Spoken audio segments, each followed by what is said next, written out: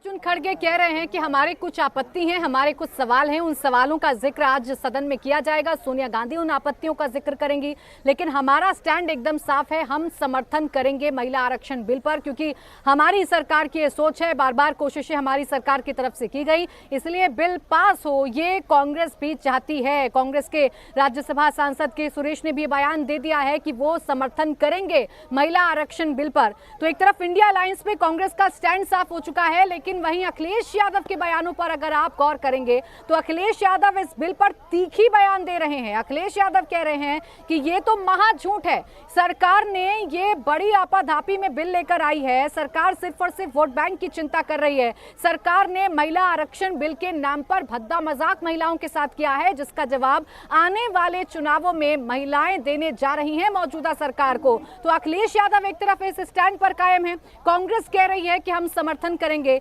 यानी जो दोनों के बीच में फर्क है वो साफ तौर पर दिखाई दे रहा है। ये फर्क क्या फ्लोर में भी दिखाई देगा, ये फर्क क्या हाउस के अंदर भी दिखाई देगा, ये बड़ा सवाल है। विजय लक्ष्मी, इससे निपटने के लिए इंडिया गठबंधन क्या कर रहा है? क्योंकि दोनों नेता अलग अलग बयान, अखिलेश यादव तो सीधे कह रहे हैं ये तो महा झूठ है, और कांग्रेस कह रही है हम समर्थन करेंगे। आपत्ति बताएंगे कि क्या आपत्ति है? देखिए, फ्लोर लीडर्स की मीटिंग इसीलिए बुलाई गई थी। अब कांग्रेस पार्टी की जो मेन आपत्ति है वो क्लॉज 5 पर है, जो डीलिमिटेशन का क्लाउज वहां पर इंट्रोड्यूस किया गया है नया इस बिल में, उसको कांग्रेस पार्टी पर मुख्य आपत्ति है। और वही बात आज सोनिया गांधी बोलेंगी कि ये झुंझुना है, लॉलीपॉप है, क्योंकि आपकी इंटेंशन जो है, जो मैं उम्मीद कर रही हूँ कि सोनिया गांधी शायद इसी लाइन पर बोलेंगी कि ये आपकी इंटेंशन जो है वो सही नहीं है। अगर इंटेंशन सही होती तो आप 2024 के चुनाव में ही इस महिला आरक्षण बिल को ले आते, क्योंकि कांग्रेस में डिस्कशन इसी आधार पर हो रहा है कि सरकार, कल इनफैक्ट राहुल गांधी से भी जब हमने बात की तो वो कह रहे थे कि 2029 से पहले लगता नहीं कि ये लागू होने जा रहा है। तो ये एक थॉट प्रोसेस कांग्रेस पार्टी का है कि ये जो है एक लॉलीपॉप है, चुनावी फायदा भारतीय जनता पार्टी इससे लेना चाहती है, और इसलिए क्योंकि सेंसस है, फिर डीलिमिटेशन की प्रक्रिया है, और फिर उसके बाद करते करते एक लंबी प्रक्रिया है, तो लगता नहीं कि 24 के चुनाव में इससे कोई फायदा मिलने जा रहा है। वहीं जहां दूसरी पॉलिटिकल पार्टीज की आप बात करें, इंडिया अलायंस की, डीएमके ने सपोर्ट करने की बात की है, लेकिन डीएमके कह रही है कि इतना लंबा समय क्यों लग गया, इस सरकार के पास तो फुल फ्लेज मेजॉरिटी थी, क्यों नहीं पास कराया 9 साल में, और अब क्योंकि चुनावी फायदा लेना है तो इसलिए चुनावी साल में जो है ये सरकार ये बिल लेकर आई है। आरजेडी और समाजवादी पार्टी, दो पॉलिटिकल पार्टीज जिनकी पूरी राजनीति जो है वो पिछड़ा वर्ग पर टिकी हुई है, ओबीसी पर टिकी हुई है, इसलिए वहां पर उस सेक्शन को जो है अपनी मैसेजिंग करना चाहते हैं आरजेडी और एसपी। इसलिए कल से लगातार आरजेडी और एसपी दोनों कह रहे हैं कि ओबीसीज का रिप्रेजेंटेशन इंश्योर किया जाए, पीडीए का रिप्रेजेंटेशन इंश्योर किया जाए, ये बात अब अखिलेश कह रहे हैं। तो कहीं ना कहीं ये दोनों 2010 में भी इनका स्टैंड यही था, तो कोटा विद इन कोटा की मांग आरजेडी और एसपी कर रहे हैं, और यही बात वो अब अमेंडमेंट के जरिए लाते हैं या कैसे वहां पर फ्लोर पर रखते हैं, लेकिन ये बात फ्लोर पर जरूर इन दो पार्टियों की तरफ से मुखर तौर पर कही जाएगी। कांग्रेस पार्टी भी कोटा विद इन कोटा की मांग करेगी, लेकिन इन प्रिंसिपल कांग्रेस पार्टी इस कानून को समर्थन करती है। जैसा कल सोनिया गांधी ने कहा कि इट्स आवर्स बिल, ये हमारा बिल है, तो कांग्रेस पार्टी मोरली कहीं पर भी इसका विरोध करते हुए नजर नहीं आती है, लेकिन इसकी अलग अलग जो बातें हैं उसका जरूर, इसके जो डिफरेंट क्लॉजेज हैं उस पर जरूर कुछ विरोध कांग्रेस पार्टी की तरफ से फ्लोर पर दिखाई देगा। बिल्कुल, देखिए फ्लोर पर यानी दोनों ही हाउसेज में कांग्रेस की तरफ से तो अपना मत स्पष्ट कर दिया गया है कि वो समर्थन करेंगे, लेकिन इंडिया अलायंस में जो बाकी दल हैं यानी आरजेडी और समाजवादी पार्टी की अगर आप बात करेंगे तो उनके बयान अभी भी वैसे ही सामने आ रहे हैं जैसे बयान 2010 में सामने आए थे, या जो उनका विरोध 2010 में था कुछ ऐसा ही विरोध वो अभी भी जता रहे हैं। अखिलेश यादव तो बाकायदा इसे महाझूठ का नाम दे रहे हैं, और ये भी कह रहे हैं कि आने वाले चुनावों में बीजेपी को इसका नतीजा भुगतना पड़ेगा। देवेंद्र, ये महामुकाबला अब से आधे घंटे बाद होने जा रहा है। एक तरफ होंगी स्मृति ईरानी और एक तरफ होंगी सोनिया गांधी, जिनके बीच में जो आखिरी चर्चा हुई वो don't talk to me line से ही शुरू हुई और उसी पर खत्म हो गई। ये डोंट टॉक टू मी से आगे बढ़कर चर्चा कहां तक जाएगी और कितना दिलचस्प होगा इस बहस को देखना, जहां सोनिया गांधी ये तो कहेंगी कि मैं समर्थन में हूं, लेकिन ये भी बताएंगी कि आपके बिल में ये खामियां हैं जिसे आपको दुरुस्त करना है। बिल्कुल प्राची, सबसे ज़्यादा दिलचस्प आज के डिबेट का जो पोर्शन होगा वो यही दिखेगा, और शाम में अगर टॉकिंग पॉइंट जिसे हम कहते हैं वो टॉकिंग पॉइंट यही रहने वाला है कि सोनिया गांधी ने क्या कहा और स्मृति ईरानी ने कैसे उसका जवाब दिया। हालांकि जो जानकारी मिल रही है उसके हिसाब से निर्मला सीतारमण पहले बोलेंगी, स्मृति ईरानी लगभग 4 बजे के आसपास बोलेंगी। सोनिया गांधी के टाइम की बात कर लें तो अगर शुरुआती स्पीकर ही उन्हें बनाया जाएगा स्वाभाविक तौर पर, तो केंद्रीय कानून मंत्री के बोलने के बाद संभव है कि सोनिया गांधी उसी समय बोलें। तो ऐसे में भले ही इसमें माफ़ कीजिएगा निर्मला सीतारमण पहले बोल रही हो, लेकिन स्मृति ईरानी का पूरा बैकग्राउंड देखें गांधी परिवार को लेकर तो दोनों में ही एक ज़बरदस्त तीखा टिप्पणी होते रही है, तीखा और काफ़ी तीखी टिप्पणी होते रही है, उसका लंबा एक इतिहास रहा है। अमेठी में पहली बार जब स्मृति ईरानी चुनाव लड़ने गई तो उनका मकसद ही ये रहता था कि जितना तीखा हमला कर सके वो करे गांधी परिवार पर। हालांकि उस चुनाव में उन्हें सफलता हासिल नहीं हुई, लेकिन मुकाबला बहुत नज़दीकी बन गया था।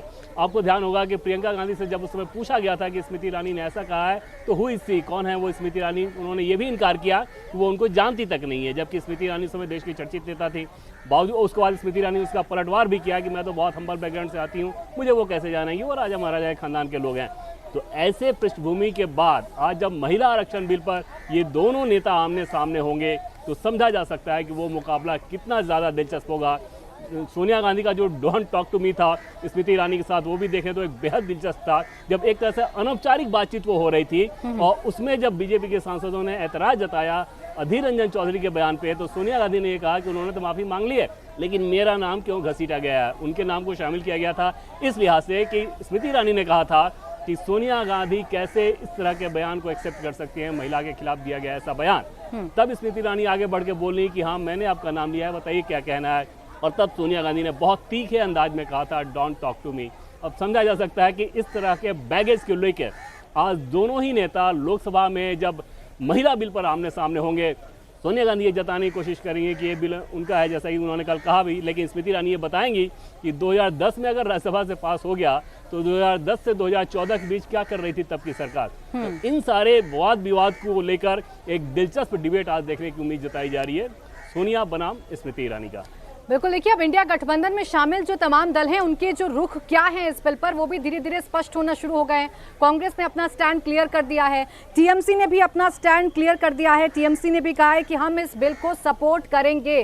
बेशक हमें पता है कि 2029 में ये बिल लागू किया जाएगा, 2024 में बिल लागू नहीं किया जाएगा, लेकिन हम इस बिल का समर्थन करेंगे। वहीं अगर हम उद्धव गुट की बात कर लें शिवसेना, तो प्रियंका चतुर्वेदी ये कह रही हैं कि हम इस बिल का समर्थन करेंगे। ये बिल आया 9.5 साल पहले, ये क्यों नहीं किया, या 9.5 साल के अंदर जो कार्यकाल रहा है भारतीय जनता पार्टी का उसमें ये काम क्यों नहीं किया गया।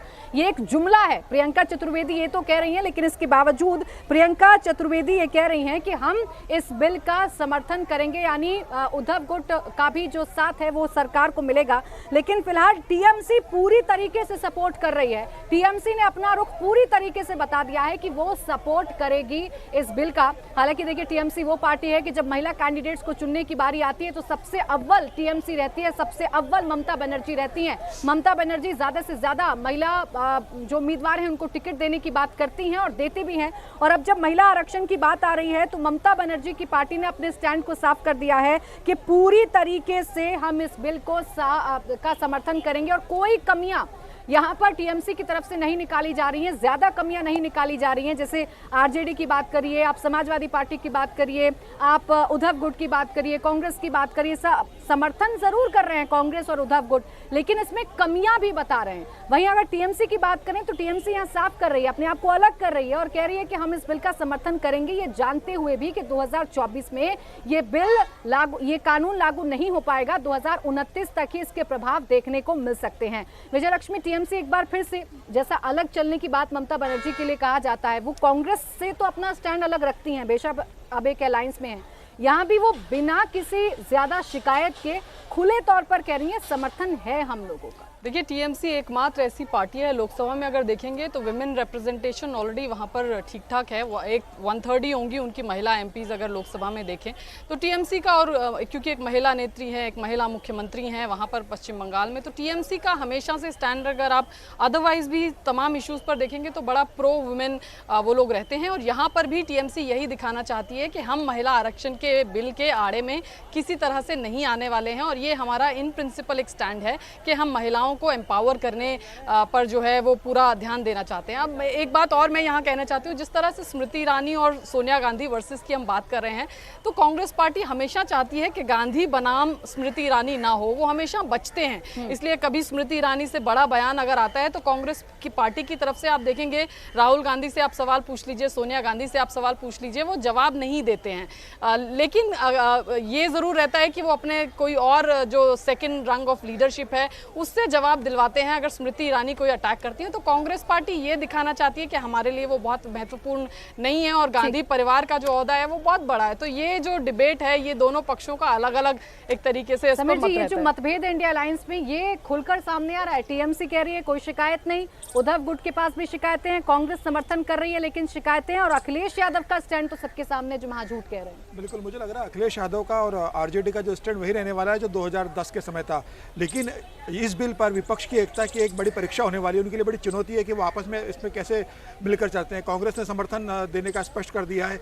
जरूर कांग्रेस कुछ कमियां इस बिल में निकालेगी और उसमें कहेगी कि इसमें इसे संशोधन किया जाए। टीएमसी बहुत स्पष्ट कह चुकी है वो समर्थन में जाएगी। उद्धव ठाकरे ने समर्थन कर दिया है और ऐसे दलों ने भी समर्थन किया जो ना एनडीए में है ना विपक्ष की तरफ से। बीजू जनता दल ने भी समर्थन देने की घोषणा की और वाईएसआर कांग्रेस जगनमोहन रेड्डी ने भी कहा कि वो इस बिल का समर्थन करेंगे। तो मुझे लग रहा है ये विपक्ष की एकता की एक बड़ी चुनौती है 2024 के पहले जिस हिसाब से वो अपनी एकता बताने की कोशिश कर रहे हैं। अगर इस बिल पर अगर विपक्ष में एकता नहीं बनी तो ये बहुत मुश्किल होगा कि 2024 में उनके बीच में किसी तरह का सामंजस्य बने। मुझे लग रहा है विपक्ष को इस मामले में बड़े सोच समझ आगे बढ़ना होगा। लेकिन अब जिस हिसाब से सबके बयान आ रहे हैं ये तय हो गया है कि अखिलेश यादव फ्लोर पे इसका समर्थन लगभग नहीं करेंगे। कांग्रेस जरूर समर्थन करेगी कि कांग्रेस की मजबूरी भी है कि 2010 में कांग्रेस ने इस बिल को लेकर आकर राज्यसभा में पास करवाया था। हालांकि कांग्रेस कोशिश करेगी कि इसकी पूरी क्रेडिट भारतीय जनता पार्टी या केंद्र सरकार को न मिले, उसका कुछ हिस्सा कांग्रेस के खाते में भी आए क्योंकि 2010 में कांग्रेस लेके आई थी। अब ये देखना होगा कि विपक्ष इस बिल पर कैसा फ्लोर पे रुख अपनाता है, ये देखना दिलचस्प होगा। बिल्कुल, फ्लोर में एक मुट्ठी की तरह बनकर रह पाएंगे या नहीं इंडिया अलायंस के जो तमाम राजनीतिक दल हैं, जो तमाम नेता हैं, ये देखना अब दिलचस्प होगा क्योंकि अभी जो बयान आ रहे हैं वो तो ये इस तरफ इशारा कर रहे हैं कि इंडिया अलायंस में जबरदस्त मतभेद है। इंडिया टीवी हर वक्त हर जगह डाउनलोड करने के लिए सर्च करें India TV news Google play store या ऐप स्टोर पर।